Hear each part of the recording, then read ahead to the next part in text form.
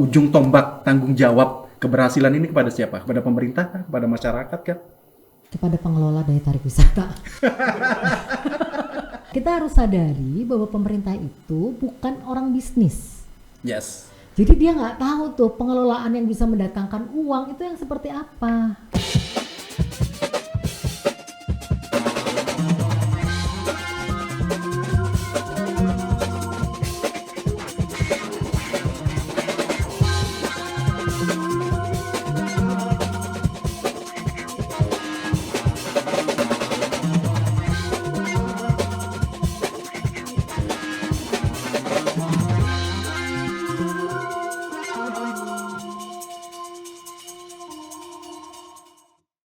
Halo, kita ketemu lagi di Stumat Studio penuh manfaat. Tahu nggak, episode kali ini sangat spesial karena saya kedatangan tamu yang sangat jauh sekali. Aku senang banget, excited. Bu Yani, selamat datang. Jadi beliau ini datang langsung dari Bandung dan hanya beberapa hari ada di Kalimantan Timur. Bu Yani, siap? Siap, bismillah. Ini ada pertanyaan yang menggelitik sebagai orang lokal, etnis lokal. Saya etnis lokal Dayak, Bu Yani. Kadang tuh ada apa ya, teman-teman yang bilang sudah enak-enak di kota, ngapain ke hutan? Kan Kaltim itu kan hutan ya. Tapi sebagai orang Bandung datang ke Kalimantan Timur, Bu Yani melihatnya seperti apa? Hutan beneran kah atau gimana? Kalau Kalimantan Timur ya, sebetulnya saya melihatnya bukan hutannya malah. Saya melihatnya lebih kepada, kalau hutan itu saya lebih melihat ke Kaltara gitu ya. Oke. Di sana kan ada TN Kayan Mentarang yang sangat luas juga gitu ya. Nah, kalau di Kaltim ini saya melihatnya justru budaya gitu. Kaltim ini kuat banget dengan budayanya yang ya menurut saya kelebihannya itu yaitu gitu. Bukan si hutannya, walaupun masih banyak hutan gitu ya, tapi apa namanya, dari sisi nilai penting menurut saya budayanya itu yang lebih bernilai penting di sini. Budaya itu segala macam ya, nggak cuma terkait dengan suku gitu ya, nggak cuma terkait dengan tradisi dan lain-lain. Di sini kan kita punya, dan semua orang udah tahu gitu ya, di sini kita punya kerajaan tertua di Indonesia gitu. Nah, itu yang saya lihat kekuatan besar gitu ya buat Kalimantan Timur untuk membrand dirinya itu sebagai tanah tua peradaban Indonesia gitu. Jadi apa namanya, ya karena kerajaan tertua itu ya di Kaltim ini gitu. Orang taunya Majapahit yang besar gitu ya, orang taunya Sriwijaya gitu. Berapa orang yang tahu ada Martadipura yang apa namanya lahir 400 Masehi gitu. Nah, itu yang menurut saya nggak pernah kita angkat sebagai suatu kebanggaannya Kaltim gitu. Dan itu yang menurut saya apa ya, intan tersembunyi gitu yang selalu kita lindungi gitu. Padahal di kitanya sendiri gitu, di lokalnya sendiri, kalau saya lihat segala nama-nama itu dikaitkan dengan kesultanan gitu, nama bandara gitu ya. Terus apa namanya, nama-nama jalan gitu ya. Saya lihat itu kalau di secara lokal di Kaltimnya itu saya lihat udah sangat attach gitu ya dengan kesultanan. Tetapi itu kok nggak keangkat di Indonesia gitu. Padahal itu nilai, menurut saya nilainya itu lebih penting dari segala-gala kerajaan atau keraton yang sekarang ada di Indonesia gitu ya. Ada mereka itu ya karena ada sini ini dulu gitu ya. Ada si Martadipura dulu gitu. Itu yang saya melihatnya sebagai sesuatu nilai penting menurut saya, yang lebih penting gitu daripada hutan-hutan yang memang masih banyak di sini gitu ya. Itu sih yang menurut saya harus diangkat gitu. Dan apa namanya, kalau saya identitasnya itu gitu Kaltim tuh. Walaupun sekarang orang lihatnya kalau Kaltim begitu dengar Kaltim itu pasti pikirannya itu Derawan gitu ya. Malatua gitu yang laut-laut. Tapi mana sih, kan cuma titik itu doang gitu sebetulnya gitu. Tapi kalau kita bicara kerajaan di Kaltim itu, di Berau ada gitu kan. Terus di mana lagi tuh? Saya tadi Di Pasir ada, di Pasir. Sadurengas ada. Nah itu, jadi si kerajaan itu sebetulnya bisa menyatukan Kaltim gitu ya, karena bisa menyatukan cerita Kaltim gitu ya. Kalau pariwisata tuh apa namanya, gimana kita bisa mengaitkan antara suatu titik dengan titik lain. Di sini tuh ya cerita kerajaan itu gitu. Selain saya melihatnya Dayak ya, suku Dayak tuh di Kaltim ada di mana-mana gitu, di Kalsel juga ada sih gitu. Tapi suku Dayak ini juga bisa menyatukan Kaltim gitu ya. Menurut saya Kaltim dan lebih-lebih tidak hanya Kaltim malah ya, jadi Kalsel dan lain-lain. Jadi menurut saya sih gitu ya, identitas yang kuatnya tuh lebih ke situ gitu daripada sekedar hutan gitu kalau saya melihatnya gitu ya. Enggak, ini aku agak menggelitik ketika Bu Yani jawab kayak gitu. Karena gini, ada sebagian orang di luar sana loh Bu, nggak ada di dalam studio ini, itu menganggap bahwa hutan sumber daya alam itu menjadi lebih penting, apalagi yang emas warna hitam Mas ya. Karena itu kan jadi jualan, jadi trademark gitu. Even cuma 3% katanya penyumbang untuk tenaga kerja 3%, tapi ekonomi Indonesia Kalimantan Timur masih bertahan di sektor itu. Oke lah, kita lepas lah itu, kita lepas. Ini ngomongin balik ke pariwisata. Bu Yani adalah orang yang ahli di bidang pariwisata. Insya Allah. Ya, semuanya sepakat ya menyebutnya seperti itu. Setuju kan, Mas? Terbukti dengan berada di bawah P2 Par ITB ya. Mungkin bisa cerita ke teman-teman, apa sih tupoksi, kerja, tanggung jawab, atau apa yang disajikan oleh P2 Per ITB ini? Jadi P2 Par itu singkatannya dari Pusat Perencanaan dan Pengembangan Kepariwisataan ITB. Kami ada di bawah Lembaga Penelitian dan Pengabdian kepada Masyarakat ITB. Nah, P2 Par ini berdiri tahun 1993 sebagai pusat penelitian pariwisata pertama di Indonesia gitu ya. Setelah kami berdiri, tahun berikutnya UGM berdiri di tahun 94, Puspar UGM gitu. Jadi memang kami dengan UGM bersama-sama berjuang tuh waktu itu mencoba mengangkat pariwisata sebagai satu basis ilmu gitu ya, sebagai satu ilmu yang memang pada aplikasinya pariwisata itu harus diatur gitu. Jadi pariwisata itu bukan sesuatu yang cuma sekedar jalan-jalan gitu, tapi kita harus mengatur bagaimana agar orang jalan-jalannya itu nyaman, agar orang jalan-jalannya itu aman gitu, agar orang begitu jalan-jalan itu dia punya kesan sesuatu terhadap perjalanannya, dia punya kesempatan untuk dia juga bisa mengembangkan dirinya dengan jalan-jalannya. Jadi intinya sih bahwa pariwisata itu perlu disiapkan gitu. Termasuk juga dampaknya gitu. Dampaknya itu artinya pariwisata juga kan dengan banyaknya orang datang gitu ya. Dengan kalau kita tidak mengatur orang harus bersikap seperti apa, misalnya pariwisata di hutan tadi gitu ya. Kalau kita tidak mengatur bagaimana orang harus berperilaku ketika berwisata di hutan, ya hutan akan rusak gitu. Nah, itu kan harus ada yang mengatur itu gitu. Harus ada yang ada kebijakan, ada regulasi, termasuk juga industri-industri gitu ya. Hotel nggak mungkin dibiarkan tumbuh begitu aja gitu. Tidak mungkin tidak ada yang mengatur bagaimana mereka harus melayani wisatawan, bagaimana mereka harus mengelola hotelnya biar tidak merusak lingkungan. Itu semua kan harus diatur gitu. Nah, itulah pusat-pusat pariwisata ini hadir untuk membantu pemerintah. Salah satunya adalah untuk membuat master plan, mengelola aturan-aturan tersebut apapun gitu ya, apapun mau SOP, mau master plan, mau pedoman atau apapun. Jadi semuanya dong. Tugas kami adalah itu gitu. Tugas kami adalah memberikan masukan kepada pemerintah untuk menerbitkan kebijakan-kebijakan yang diperlukan gitu. Kerjasama sama Kemenparekrafnya seperti apa kalau memberi masukan? Ya misalnya kayak tahun ini kami sedang membantu Kementerian Pariwisata untuk membuat rencana induk pariwisata nasional gitu. Nah itu kami sebagai pariwisata nasional berarti seluruh Indonesia dong? Ya gitu. Tahun ini tuh naskah awalnya gitu. Jadi rancangan awalnya itu tahun ini sedang disusun gitu. Nah ini sih ya kami sebagai tenaga ahlinya dari Kemenpar gitu, Kementerian Pariwisata dan Ekonomi Kreatif itu yang seperti itu. Jadi kita kerjasama gitu dengan daerah pun kan seperti itu. Jadi kita kerjasama terus yuk kita buat perencanaan buat di Samarinda gitu, atau kita buat perencanaan di Kutai Kartanegara, atau kita buat perencanaan di Provinsi Kaltim gitu. Itu sesuatu yang dilakukan gitu. Selain penelitian-penelitian yang juga kami lakukan untuk memperkaya keilmuan pariwisata gitu ya. Jadi itu juga dilakukan gitu untuk pengembangan metodologi gitu ya.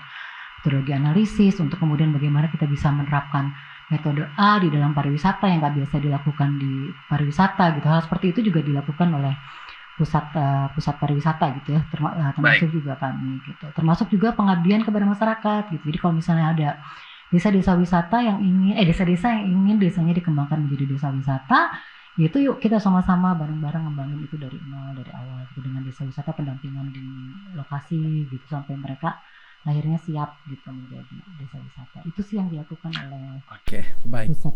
Baik.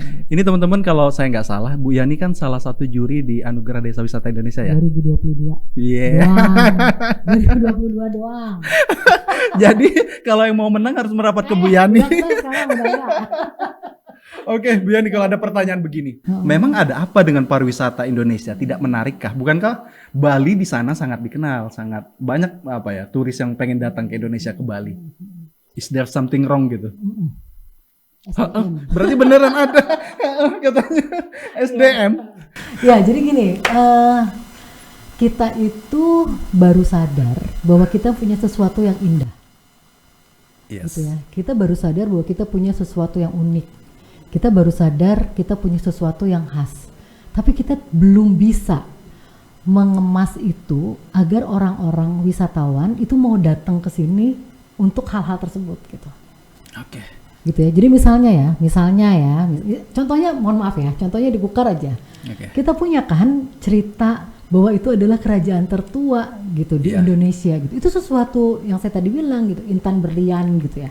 Yang sebetulnya itu kalau kita angkat, kalau jadikan kita bangun lagi cerita itu, menurut saya itu berdaya saing tinggi banget gitu.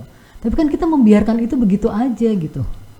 Membiarkan itu, ya kita bikin museum, iya gitu ya. Informasi-informasi, iya gitu. Tapi kan wisatawan tuh tidak cukup dengan itu gitu. Tapi sorry, ini maaf ya, saya potong Bu Yani, mohon maaf banget saya. Cuma agak menggelitik karena yang saya tahu, saya orang Kukar. Yang saya tahu di sana visi misinya adalah salah satunya adalah mengembangkan pertanian, pariwisata dan ekonomi kreatif. Berarti kan itu udah cukup. Udah cukup apa? Untuk menjadi tonggak. Untuk menjadi tonggak bergerak iya. Untuk menjadi tonggak ke pemerintah daerah dan para pelaku bergerak untuk pariwisata iya. Tapi apakah gerakannya tepat untuk dia bisa mendatangkan wisatawan datang? Nah, itu yang sebetulnya juga kita perlu mengedukasi gitu ya. Gini deh, tidak gini. Pertama persoalan kita kalau kita bicara dengan pemerintah adalah orang yang selalu berubah-ubah. Gitu kan. Misalnya kita sekarang memberikan pelatihan atau mengedukasi si A nih gitu ya. Terus kemudian si A ini tiba-tiba 2 tahun tuh hilang nih gitu. Terus tiba-tiba Bu dinasnya ini orang baru semua, waduh gitu. Nah hal seperti itu kan menurut saya itu juga yang menghambat pemahaman seseorang terhadap satu job desk-nya dia gitu.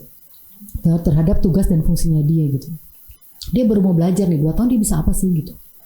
Dia baru mau belajar dalam 2 tahun terus tiba-tiba dia pindah dan dia harus belajar sesuatu yang baru dan ini diisi lagi oleh orang yang baru lagi gitu. Yang beberapa memang berpikir bahwa kalau di pemerintahan itu gitu, terutama di level atas gitu, mungkin nggak perlu tahu substansi. Ya saya setuju gitu, nggak perlu tahu substansi, dia cukup manajerial ya. Tapi kalau dia tahu substansi, dia akan bisa memilih mana yang harus menjadi prioritas dan mana yang belakangan.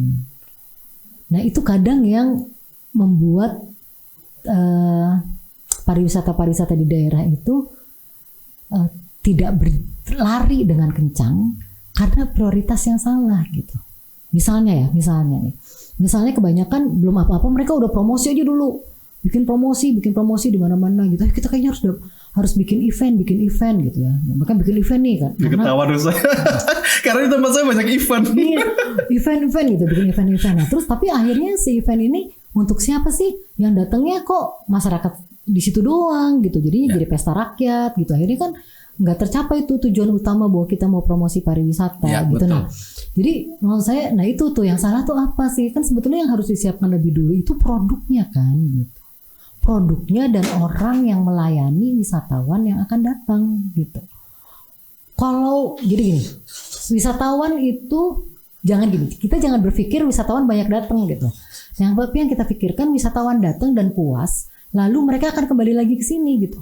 Oh, oke. Itu yang harus kita pikirkan, dan bagaimana kita bisa membuat tersebut, ya kita harus membuat produk yang baik gitu. Produk pariwisata yang bisa membawa kesan kepada wisatawan sehingga dia ingin balik lagi dan mencoba yang lain. Gitu. Itu yang yang menurut saya kita belum ke arah situ gitu. Jadi kita sudah mulai wisata, tetapi teman-teman daerah mungkin belum mengarah kepada membuat produk yang baik sehingga wisatawan mau datang jauh-jauh ke tempat mereka. Gitu. Itu sih menurut saya gitu. Bu Yani, ini kita minum dulu. Oke, siap. Biar lebih santai dan menghangatkan badan karena AC-nya dingin. Ini rasa apa nih? Teh apa nih? Oh, tiwai ya. Wow. Aku mau nyebut tiwai, aku nggak berani dong.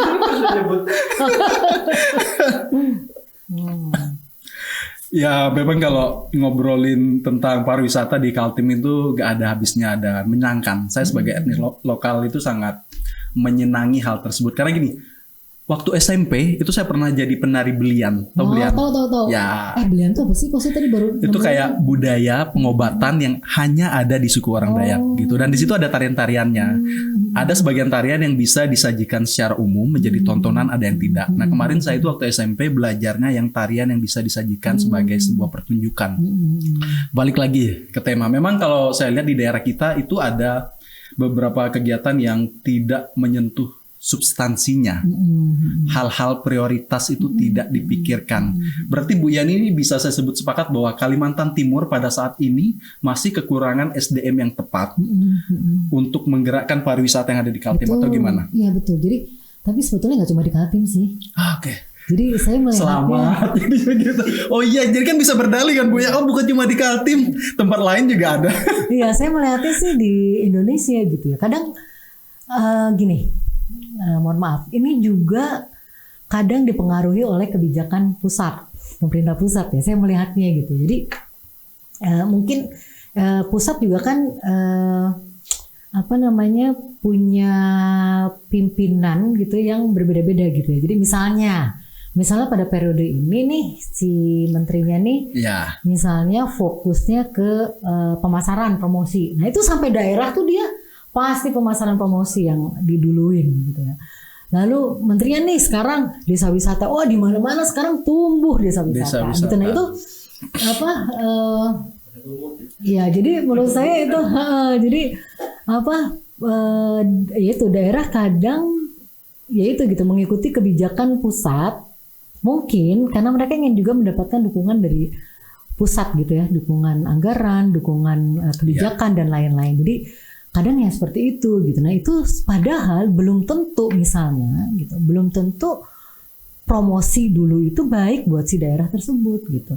Belum tentu mengembangkan desa wisata itu udah siap untuk daerah tersebut gitu. Nah itu yang atau untuk desa tersebut gitu. Nah itu yang menurut saya kita belum bisa punya prioritasi yang belum memilih prioritasi yang tepat gitu untuk pengembangan pariwisata di setiap daerah masing-masing. Kalau di Kaltim itu tidak ada prioritas sekalipun.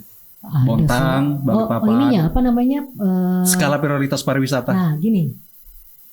Kan setiap provinsi itu punya rencana induk pariwisata ya. Okay. Nah, di Kaltim ini udah ada rencana induk pembangunan pariwisata provinsi. Itu tahun 2022 itu direvisi gitu. Okay. Nah, di dalam situ itu sudah ada kawasan-kawasan prioritas gitu ya. Itu namanya adalah kawasan strategis pariwisata provinsi gitu. Nah terus tadi saya nyontek sih kawasan strategis. Oh iya nggak apa-apa, dibuka aja, dengan senang hati saya mendengarkan karena karena itu yang kami cari Bu, kami mengulik lebih dulu.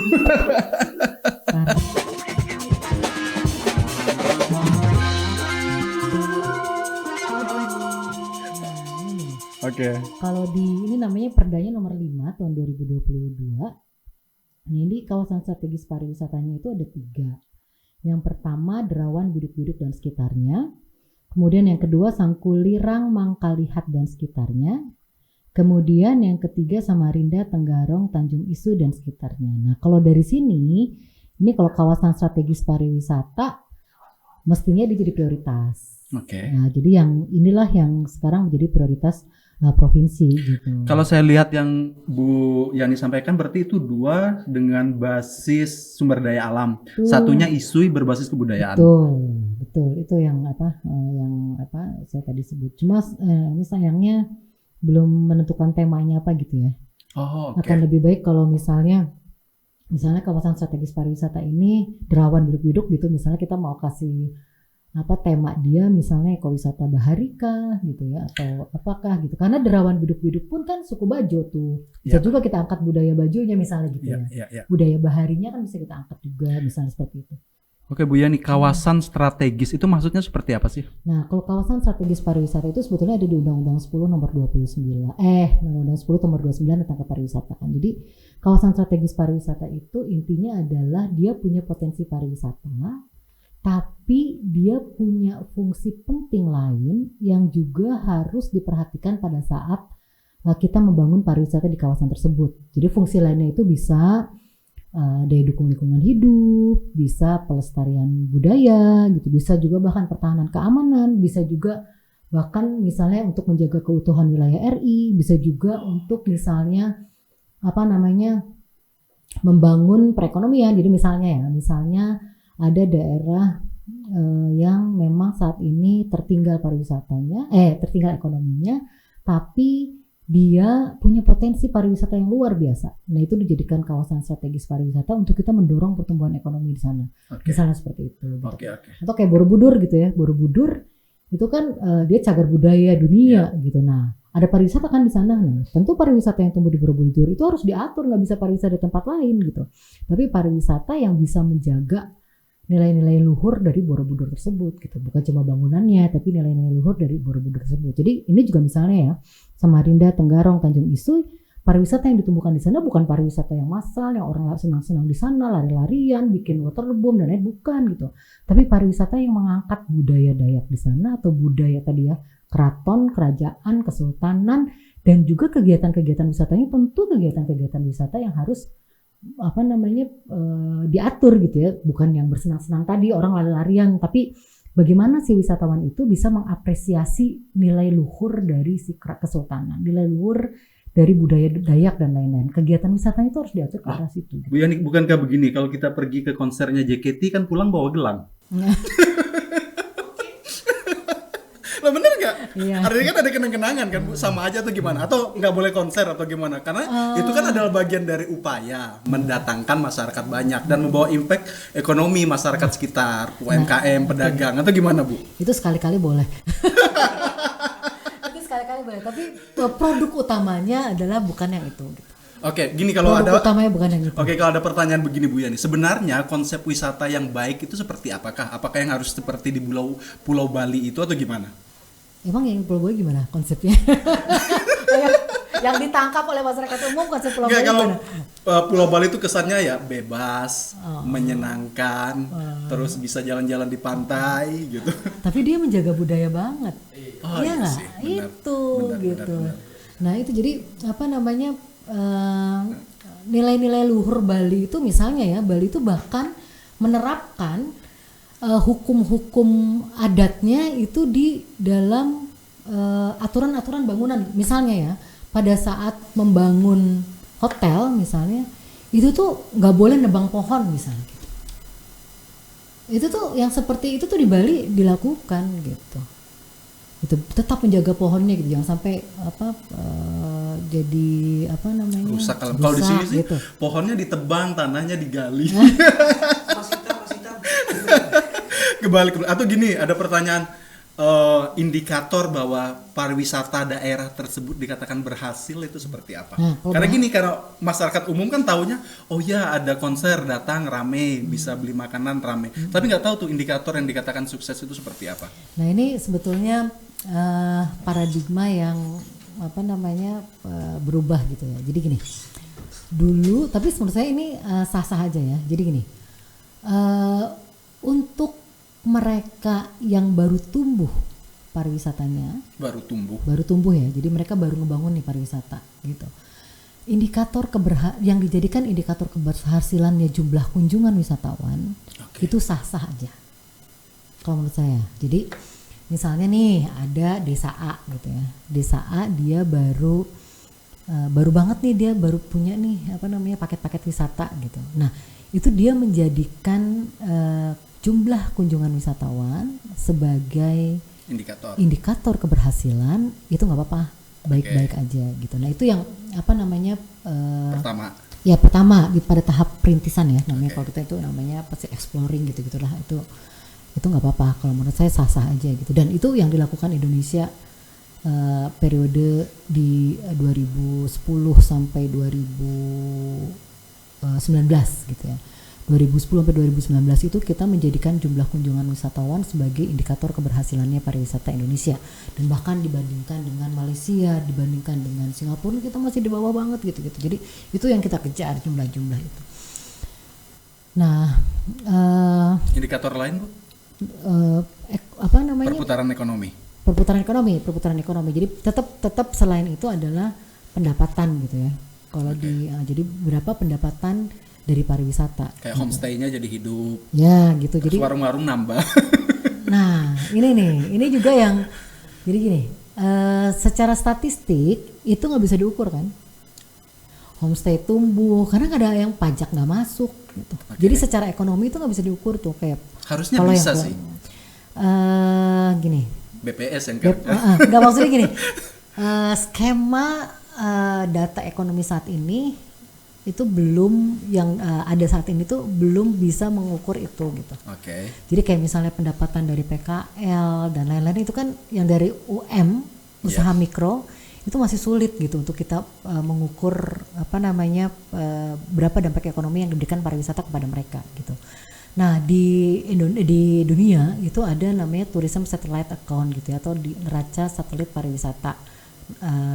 Kalau di Indonesia kan namanya neraca satelit pariwisata nasional, neraca satelit pariwisata daerah. Nah itu lebih bisa menghitung sektor-sektor lain terkait pariwisata yang terdampak dengan perkembangan pariwisata, itu bisa lebih mengukur. Tapi sekarang itu yang bisa diukur secara skala kabupaten dan ada datanya itu adalah kontribusi pariwisata terhadap produk domestik regional bruto gitu. Nah itu cuma dihitung dari sektor penyediaan akomodasi dan makan minum gitu. Jadi kita tuh baru nilai dari itulah gitu kalau dampak ekonomi. Jadi kecuali ada penelitian dari para peneliti di perguruan tinggi yang mengukur survei primer kepada masyarakat gitu, berapa pendapatan dari pariwisata setelah pariwisata tumbuh, itu berapa pendapatannya Bu naik gitu. Nah itu baru bisa masuk gitu. Tapi kalau misalnya data tahunan yang series gitu itu susah deh kalau untuk yang itu gitu. Kalau Bu Yani melihat ini, sorry Bu saya potong karena waktu kita sedikit jadi saya tuh harus lompat-lompat pertanyaannya. Kalau Ibu melihat sampai dengan saat ini pemerintah Kalimantan Timur itu untuk sektor pariwisata berhasil atau enggak? Sedang berhasil. Kenapa bisa gitu? Saya melihatnya gini, pemerintah Kalimantan Timur ini sedang, menurut saya, sepengetahuan saya, sedang lebih rajin dari pemerintah daerah lainnya untuk menggerakkan pariwisata yang berbasis masyarakat gitu. Saya melihatnya itu. Jadi saya melihat tidak hanya pemerintah provinsi, tapi pemerintah kabupaten kotanya itu sedang, ya mungkin itu ya dampak efek dari kebijakan desa wisata yang di atas. Jadi mereka udah mulai deh tuh. Jadi banyak tuh pelatihan-pelatihan yang mereka pendampingan yang dilakukan untuk memperkuat masyarakat yang memang saat ini terlibat pariwisata gitu daerah. Itu saya melihatnya seperti itu. Dan juga ajang-ajang yang misalnya lomba Pokdarwis, lomba ini, lomba itu gitu. Itu yang juga mereka sedang secara rutin mereka adakan. Dan itu saya melihat teman-teman desa pun lebih bersemangat karena itu gitu. Nah itu yang saya lihat gitu. Selain juga mereka ya itu gitu itu pendampingan pun mereka mendatangkan dari luar gitu untuk karena saya tahu ya teman-teman yang mendampingi desa-desa wisata di sini itu orang-orang top dari pusat gitulah, yang saya tahu memang mereka kompetensinya di pemberdayaan masyarakat di ini gitu. Tuh saya melihatnya seperti itu gitu. Itu sih kalau saya lihat sedang Oke, baik. berupaya untuk itu. Sedang berupaya menjadi lebih baik. Lebih baik. Kalau Bu Yani melihat di Kalimantan Timur itu banyak sekali kan potensi wisata yang ada, yang dikelola oleh perseorangan, kemudian Pokdarwis juga ada di situ. Tapi kalau mau lebih lama lagi tinggal di Kalimantan Timur itu kadang seperti ini. Sebenarnya potensi wisatanya itu udah ada, terus dikelola oleh sebagian masyarakat. Terus sudah jadi, barulah kemudian pemerintah datang dan memberikan pendampingan. Jadi bukan berdasarkan master plan dari pemerintah, jadi bukan mulai dari nol. Dengan pola seperti itu, Gak apa-apa. benar atau salah? Atau Benar. gimana? Jadi gini, saya melihat gitu ya, pariwisata, apalagi yang terkait dengan masyarakat ya, Oke. gitu memang harus dimulai dari masyarakat. Oke. Kalau top down, saya yakin nggak jalan masyarakatnya. Kalau top down justru nggak jalan. Ya, jadi gini, saya melihat di beberapa daerah gitu ya, pemerintah nih menetapkan ini desa wisata, ini desa wisata, ini desa wisata. Ini kawasan strategis Tapi, ya gitu. Oke. tapi sih kalau kawasan strategis beda lagi. Kalau kawasan strategis harus top down. Oh, oke. Harus top down ya. Oh, berarti ada beda ya? Walaupun diskusi. Kalau ini kan kalau kawasan strategis itu nasional, pariwisata nasional itu punya kepentingan untuk menjadikan itu sebagai kawasan strategis. Oh, oke. Misalnya kayak Borobudur gitu. Itu harus strategis gitu karena pemerintah pusat harus menjaga itu sebagai warisan dunia gitu. Itu Oke, boleh kalau yang kayak gitu. Oke. Tapi kalau sesuatu yang terkait dengan pariwisata yang punya basisnya masyarakat gitu, yang Potensi ada di masyarakat itu harus tumbuh dari masyarakat. masyarakatnya. Saya pernah pengalaman ya, jadi mendampingi desa-desa yang memang top down dari atas dan yang mereka yang memang pengen Yang gitu, dari jadi down desa to top wisata. gitu. Karena kalau saya lihat di Kalimantan Timur, contoh lah saya sebut di Kutai Kartanegara itu ada Pela, kemudian yang di Muara Badak itu ada Pangempang, terus yang di Bontang itu ada Beras Basah. Itu dari bawah ke atas. Iya betul, itu bagus banget kalau saya. Jadi yang dari bawah, karena kalau dari bawah ke atas, saya melihat itu lebih sustain ke depannya. Iya, dan masyarakatnya merasa ownership-nya tinggi. Terus kemudian pemerintah desanya juga mau gitu ya, karena sharing untuk membangun desanya, untuk mikirin pariwisatanya, karena memang merekanya mau gitu. Ya gimana sih kita kalau kita disuruh misalnya sama seseorang, kamu jadi dokter ya gitu. Padahal kita nggak pengen jadi dokter, nggak bisa nih biologi nih gue gitu, nggak bisa nih gue bisanya matematika gitu kan, biar dipaksa apapun. Kami pernah banget mengalami, jadi kami disuruh mendampingi desa tapi yang top down gitu. Terus duit udah banyak. Jadi mereka tuh bergeraknya kalau kita datang. Oh, oke. Gitu. Nah, kalau kita nggak datang, mereka udah aja cuek-cuek gitu. Kalau kita tinggalin ya udah, gitu, wassalam gitu. Nah, kayak gitu saya juga selalu bilang ke pemerintah daerah, kalau desa wisata sih sebaiknya kita tunggu mereka bergerak. Jadi tugas kita adalah misalnya cukup sosialisasi, apa sih desa wisata, apa manfaatnya, gimana contoh-contoh baiknya, diserahkan lagi ke mereka. Gitu, mau atau enggak mereka gitu. Kalau melihat keadaan seperti itu, apa yang harus dilakukan pemerintah? Apakah cukup dorong promosi saja ketika posisinya dari bawah ke atas? Ya enggak juga sih. Jadi begitu mereka tetap perlu misalnya fasilitasi gitu ya, fasilitasi tadi ya, pembinaan begitu. Begitu mereka mau, begitu mereka pengen jadi desa wisata, tugas pemerintah adalah bina SDM-nya biar benar gitu. Misal kalau ada pelatihan diundang tuh yang mau jadi desa wisata. Kalau ada sertifikasi untuk SDM diundang tuh yang desa wisata gitu. Jadi pembinaan SDM yang lebih penting tuh buat pemerintah ya gitu. Promosi belakangan lah. Kalau saya sih saran promosi belakangan aja, produknya udah siap baru promosi gitu. Karena nanti bisa jadi bumerang juga buat teman-teman desa kalau mereka belum bisa melayani dengan baik. Kalau produknya belum oke, wisatawan udah datang banyak, nanti wisatawan nyesel cukup sekali ke situ nggak datang lagi. Oke. Ini kalau dari tadi saya perhatikan Bu Yani sampaikan bahwa produk. Jadi sebenarnya pariwisata ini adalah produk, event itu adalah budaya manusia sekalipun.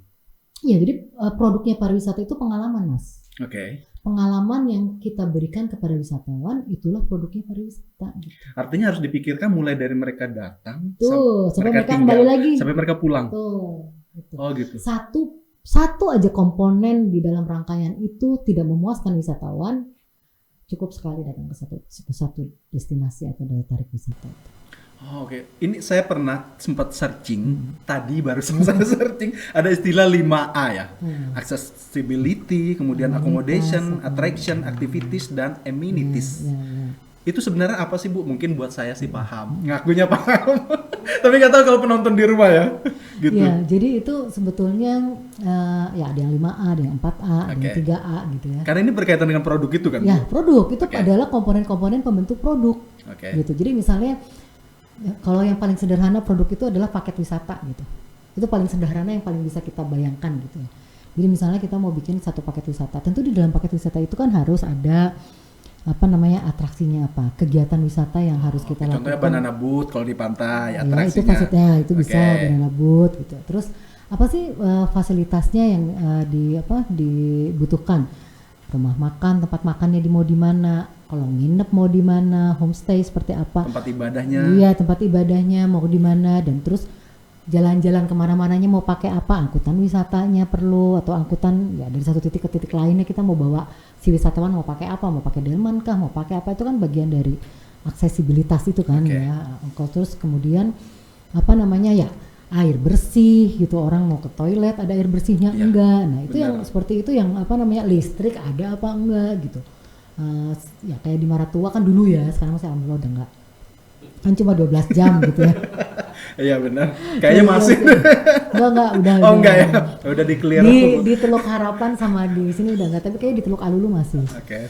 Nah itu 24 jam enggak, dan itu kan yang sesuatu yang membentuk produk gitu kan. Jadi ya itu dalam satu paket wisata itu kan dibutuhkan gitu ya. Betul. Begitu orang tinggal seperti apa, bukan begitu orang tinggal, misalnya kita paket wisatanya itu ada pertunjukan seni gitu, atau ada pertunjukan seni yang membutuhkan listrik, kalau nggak ada listriknya ya mampus lah gitu ya, misalnya seperti itu ya gitu. Atau air, orang-orang pengen air bersih dan lain-lain, buat toilet, buat pipis aja susah misalnya kayak gitu kan, sesuatu juga yang harus jadi itu keseluruhan tuh seperti itu gitu. Jadi ya itu amenitas, atraksi iya, terus amenitas, aksesibilitas, terus akomodasi. Nah ada yang memasukkan akomodasi ini ke amenitas juga gitu. Ada ancillary gitu. Ancillary itu pendukung-pendukungnya gitu ya, kelembagaannya, SDM dan lain-lain. Oke. Itu yang harus ada semua gitu. Ancillary itu ya misalnya kalau orangnya tidak bisa melayani dengan baik apa kan dia termasuk itu juga. Oke Bu Yani, kalau melihat di Kalimantan Timur, apa yang perlu ditambahkan atau apa yang perlu diperbaiki agar potensi pariwisata yang ada di Kaltim semakin baik, semakin berkembang, semakin terkenal? Pengelolaan sih kalau menurut saya. Jadi Secara umum, iya, general. Ini kan pengelolaan. banyak banget, ada Kukar, Kubar, Iya, Bontang. betul. Secara umum Iya, pengelolaan. pengelolaan, semua tuh pengelolaan kalau saya di sini ya, dan di Indonesia pada umumnya gitu. Apalagi di sini gitu ya. Yang jangankan di sini gitu ya. Di Jawa aja sebelum semua tempat-tempat wisata itu atau destinasi pariwisata itu dia punya pengelolaan yang baik gitu. Kalau di sini tuh sebagian besar mungkin belum ada upaya pengelolaan sih kalau menurut saya. Jadi orang datang udah cukup datang aja gitu ya. Nggak memikirkan, oh iya dapat apa, Jadi bukan- buah tangannya apa gitu. Jadi bukan gini. Jadi kita tuh lebih senang cuma sekedar jual tiket masuk, cukup. Oh, Misalnya gitu. Nah, orang masuk datang, dan membiarkan orang ngapain aja di dalam tempat kita, misalnya pantai gitu. Cukup tiket masuk kan 5.000 gitu. iya.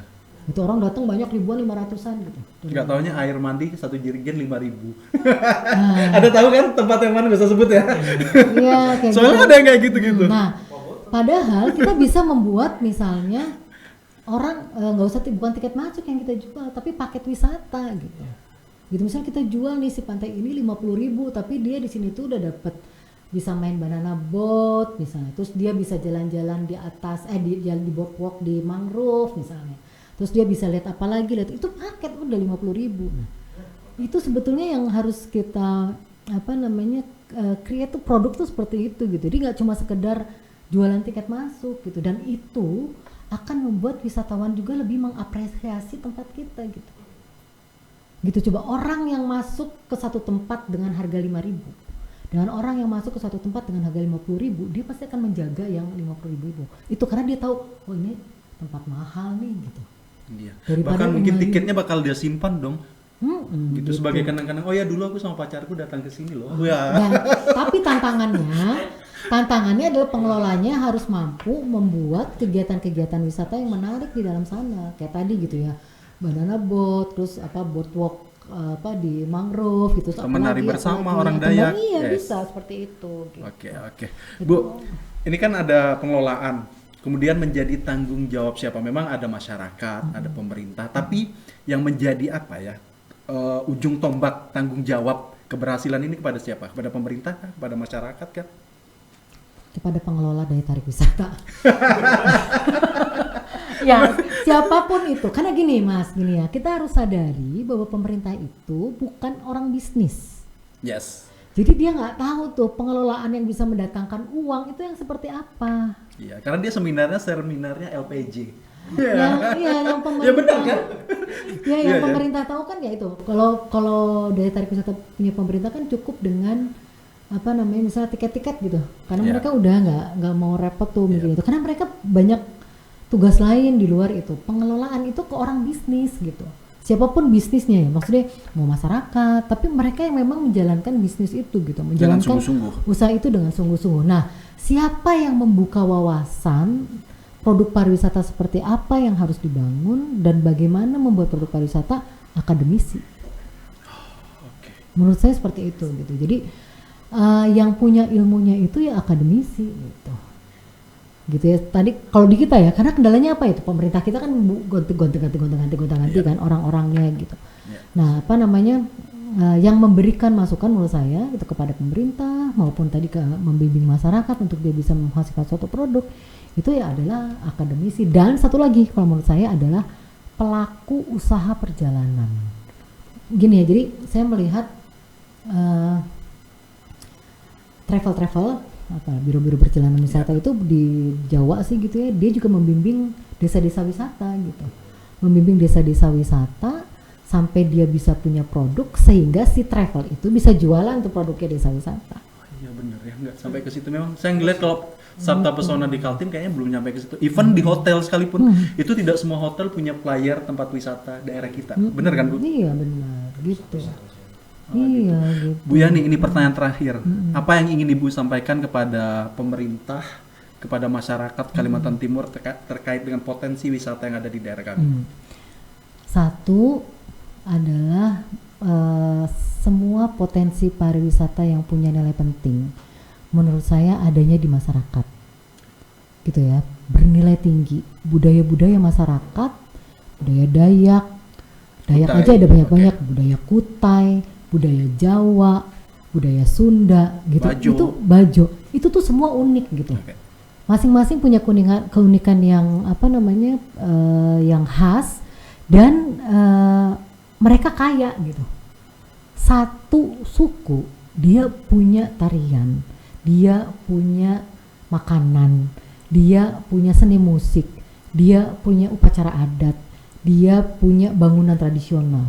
Jadi satu budaya, satu suku aja dia udah bisa jualan banyak potensi pariwisata. Belum lagi alam-alamnya, masyarakat petani, masyarakat pekebun. Itu adalah sesuatu hal yang sangat menarik. Dan menurut saya pariwisata Indonesia itu adalah pariwisata budaya kalau menurut saya gitu ya. Karena budayanya itu beragam. Alam kita indah, ya gitu. Alam kita indah. Tapi alam yang ada di kita itu juga kan harus terkait dengan orang-orang yang berbudaya gitu. Ya, jadi ngerti nggak? Jadi kenapa alam kita indah terjaga? Kenapa orang-orang senang dengan misalnya alam yang masih virgin di kita dan lain-lain? Itu mungkin alamnya itu dijaga juga oleh hukum-hukum adat gitu. Tapi yang di kota nggak usah disebut itu Bu Yani. Silakan hutan-hutan di kota dilihat sendiri seperti apa gitu, yang adat istiadat adatnya itu belum udah banyak ya orang-orang. Betul sekali. Jadi itu sih kalau menurut saya, mari kita mulai dari apa yang kita punya yang sangat khas atau unik. Jadi kalau saya selalu bilang gini, mari kita membawa pariwisata kita menjadi pariwisata yang berwawasan global tetapi berbasis lokal. Gitu. Jadi luar biasa. Mari kita bawa kelokalan kita ini ke dunia gitu, menjadi modal kita untuk berdaya saing dunia gitu. Karena itu kita punya, dan untuk melakukan itu gak bisa sendiri. Ayo kita bareng-bareng pemerintah, swasta, masyarakat, akademisi, media, ayo jalan bareng-bareng gitu. Tidak boleh lagi saling menyalahkan. Kalau ada yang kurang, ayo kita pikirkan ini harus kita selesaikan seperti apa. Siapa yang harus menyelesaikan ini, siapa yang harus menyelesaikan ini, siapa yang harus menyelesaikan ini secara bersama-sama gitu. Tidak boleh lagi, tidak perlu lagi saling menyalahkan ini salah pemerintah, ini salah desa, ini salah masyarakat, ini masalah dunia usaha dan lain-lain. Karena itu pasti ada kontribusi dari setiap pihak kenapa itu terjadi. Itu kalau menurut saya. Jadi ayo kita sekarang bersama-sama punya rasa memiliki yang sama terhadap pariwisata Indonesia. Kita bareng-bareng bangun ini, anggap aja ini rumah kita, pariwisata itu rumah kita, dan kita adalah anggota keluarga di dalamnya yang rumah kita ingin menjadi rumah yang baik dan nyaman untuk ditinggali. Itu dari saya. Terima kasih banyak. Baik Bu Yani, ini terima kasih. Saya senang banget jauh-jauh Bu Yani datang ke Bandung terus mengedukasi kami. Dari Bandung ya, datang dari Bandung ke Samarinda. Jauh banget dan mengedukasi kami yang ada di sini dan tentu juga penonton yang ada di rumah. Amin. Bu Yani sehat terus ya. Amin. Senang banget. Terima kasih. Thank Makasih you. Mas ya. Baik, selamat Senang siang diundang di sini. Selamat siang. teman-teman.